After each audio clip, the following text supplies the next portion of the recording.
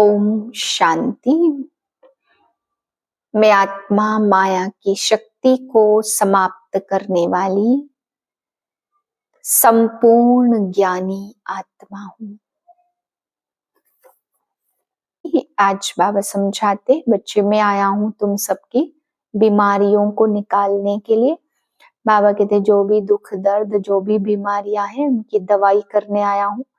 इस सभी बीमारियों की जड़ बाबा कहते विकार हैं। तुम्हें इन विकारों को जीतना है जिससे सारी बीमारियां दूर होती जाएंगी। तो बाप कहते बच्चे, इस समय में इस पहाड़ को उठाने आया हूँ, इस कलयुग को परिवर्तन करने आया हूँ। तो तुम बच्चों को भी ऐसे समय में बाप का मददगार बनना चाहिए। फिर बाबा समझा रहे, जितना जितना तुम स्नेह की शक्ति से बाप को याद करते हो उतना माया की शक्ति हार खा लेती है। बाबा कहते कैसी भी हलचल आए, कितना भी माया का विकराल रूप आए, सेकंड में प्रेम के सागर में समा जाओ तो माया की शक्ति बिल्कुल समाप्त हो जाएगी। 11/12/2024 के महावाक्य। मीठे बच्चे, बाप का मददगार बन इस आयरन एजेड पहाड़ को गोल्डन एजेड बनाना है। पुरुषार्थ कर नई दुनिया के लिए फर्स्ट क्लास सीट रिजर्व करनी है। प्रश्न है, बाप की फर्ज अदाई क्या है? कौन सा फर्ज पूरा करने के लिए संगम पर बाप को आना पड़ता है? उत्तर है, बीमार और दुखी बच्चों को सुखी बनाना, माया के फंदे से निकाल घनेरे सुख देना। यह बाप की फर्ज अदाई है जो संगम पर ही बाप पूरी करते हैं। बाबा कहते, मैं आया हूँ तुम सबका मर्ज मिटाने, सब पर कृपा करने। अब पुरुषार्थ कर 21 जन्मों के लिए अपनी ऊंची तकदीर बना लो। गीत है, भोलेनाथ से निराला कोई और नहीं। ओम शांति। भोलानाथ शिव भगवानो वाच। ब्रह्मा मुख कमल से बाप कहते हैं, यह वैरायटी भिन्न भिन्न धर्मों का मनुष्य सृष्टि झाड़ है। इस कल्प वृक्ष अथवा सृष्टि के आदि मध्य अंत का राज बच्चों को समझा रहा हूँ।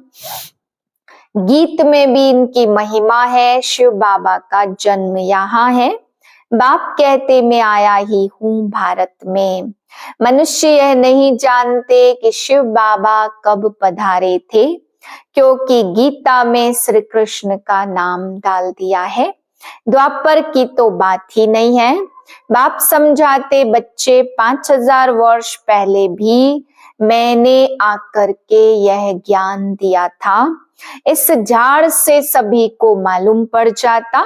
झाड़ को अच्छी रीति देखो।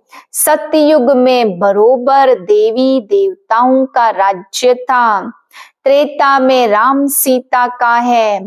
बाबा आदि मध्य अंत का राज बतलाते हैं। बच्चे पूछते, बाबा हम माया के फंदे में कब फंसे? बाबा कहते, द्वापर से नंबरवार फिर दूसरे धर्म आते हैं, तो हिसाब लगाने से समझ सकते हैं कि इस दुनिया में हम फिर कब आएंगे।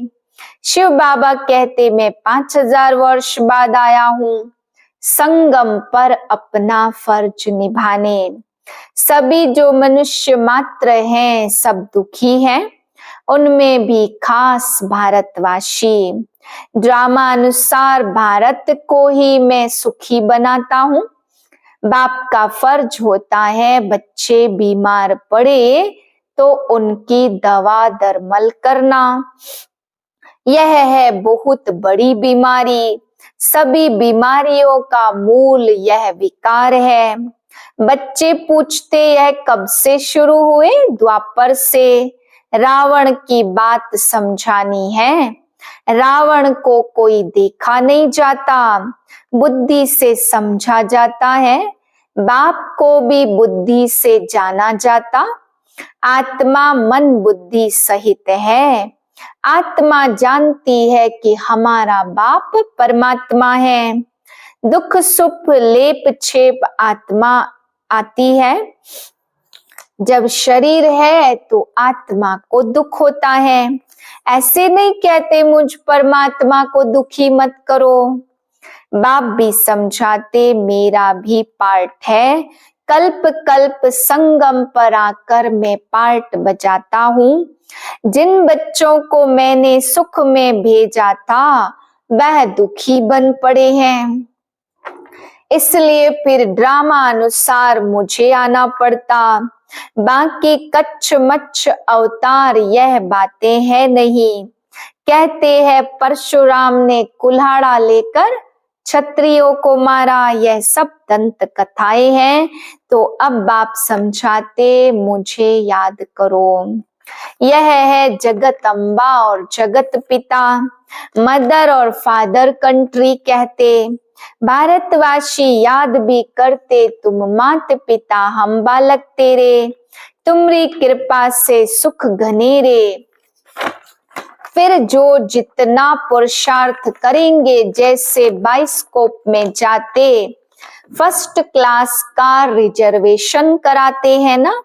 बाप भी कहते चाहे सूर्यवंशी चाहे चंद्रवंशी में सीट रिजर्व कराओ। जितना जो पुरुषार्थ करे उतना ऊंच पद पा सकते हैं। तो सब मर्ज मिटाने बाप आए हैं।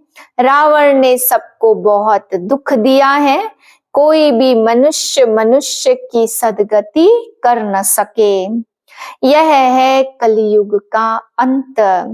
गुरु लोग शरीर छोड़ते फिर यहाँ ही पुनर्जन्म लेते, तो वह फिर औरों की क्या सदगति करेंगे। क्या इतने सभी अनेक गुरु मिलकर पतित सृष्टि को पावन बनाएंगे। गोवर्धन पर्वत कहते हैं ना, यह माताएं इस आयरन एजेड पहाड़ को गोल्डन एजेड बनाती है। गोवर्धन की फिर पूजा करते, वह है तत्व पूजा। सन्यासी भी ब्रह्म अथवा तत्व को याद करते हैं, समझते हैं वही परमात्मा है, ब्रह्म भगवान है।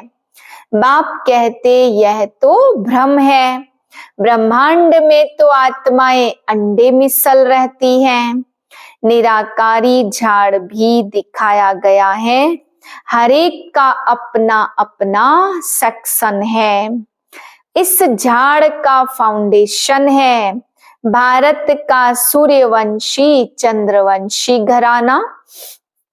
फिर वृद्धि होती है, मुख्य है 4 धर्म। तो हिसाब करना चाहिए कौन कौन से धर्म कब आते हैं।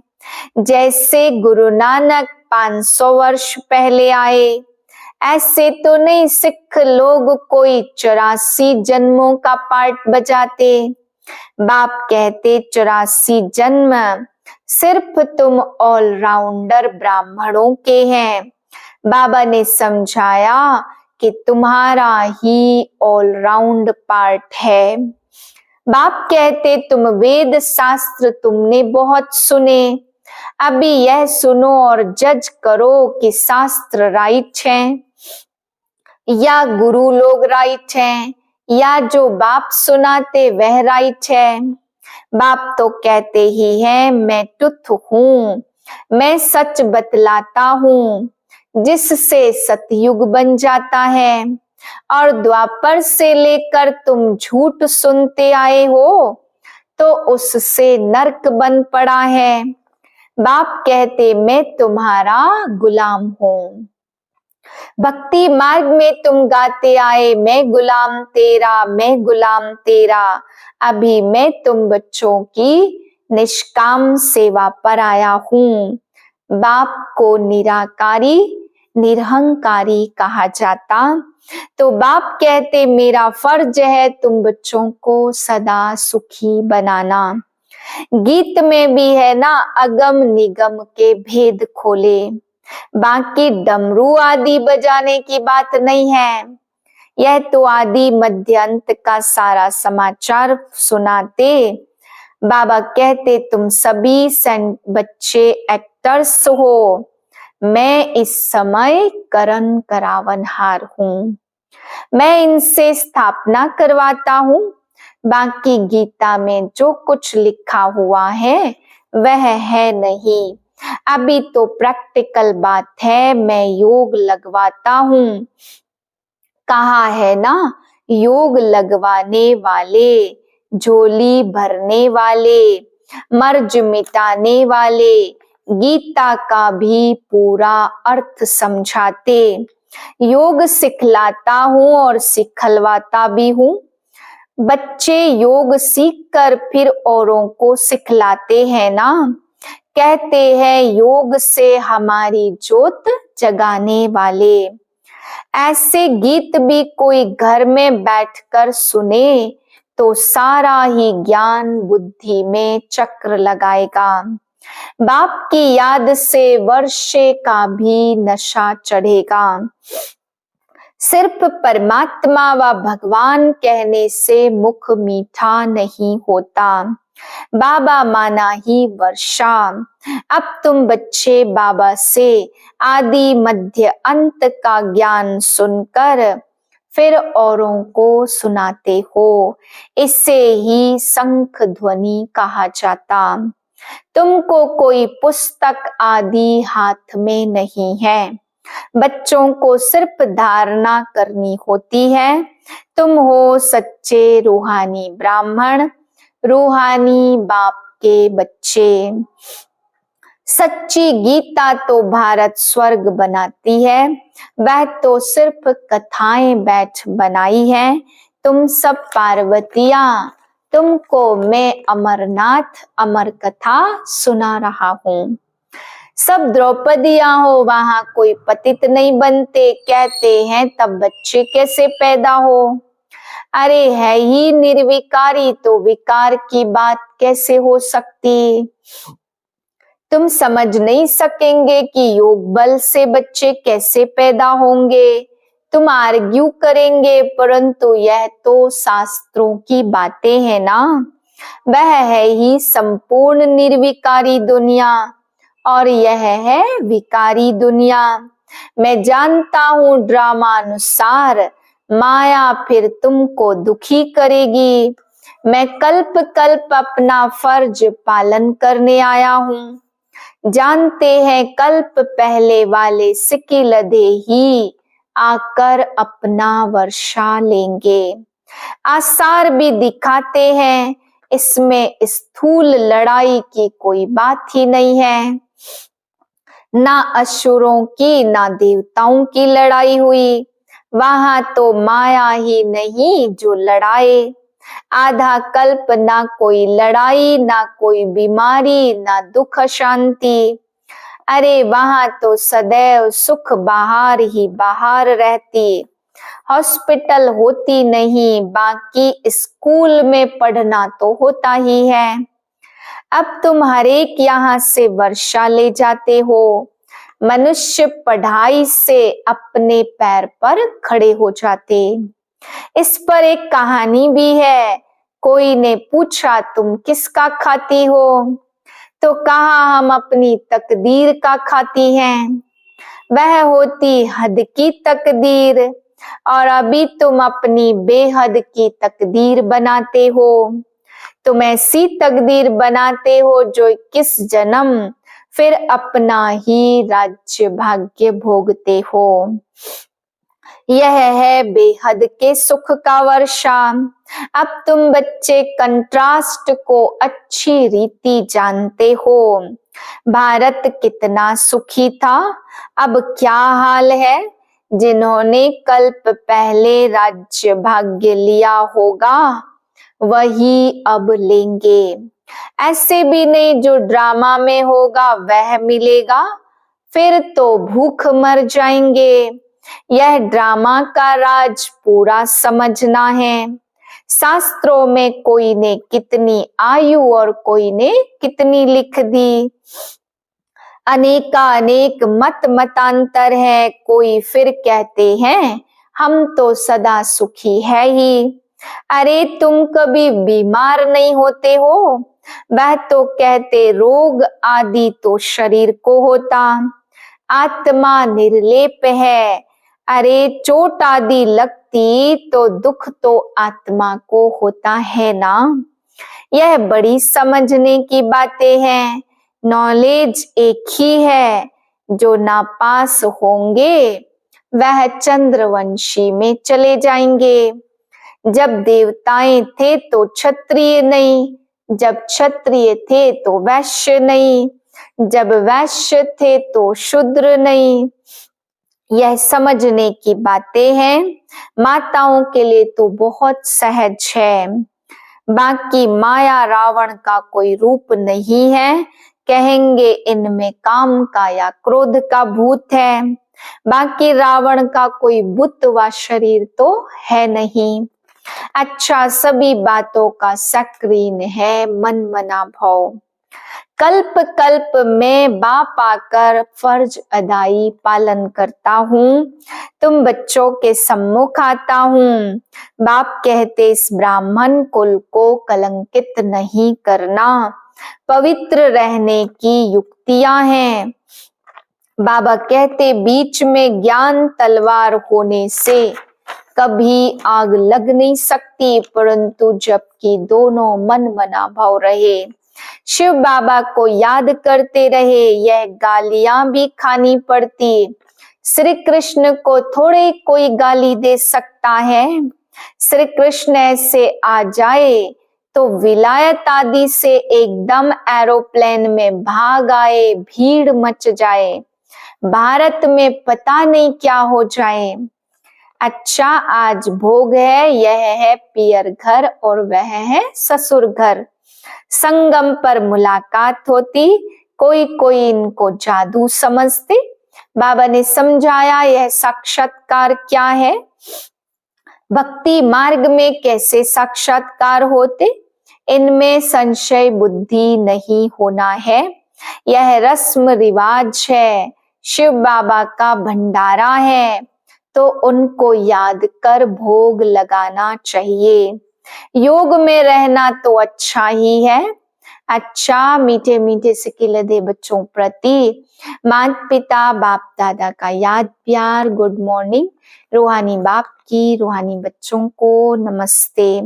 हम रूहानी बच्चों की रूहानी बाप को नमस्ते।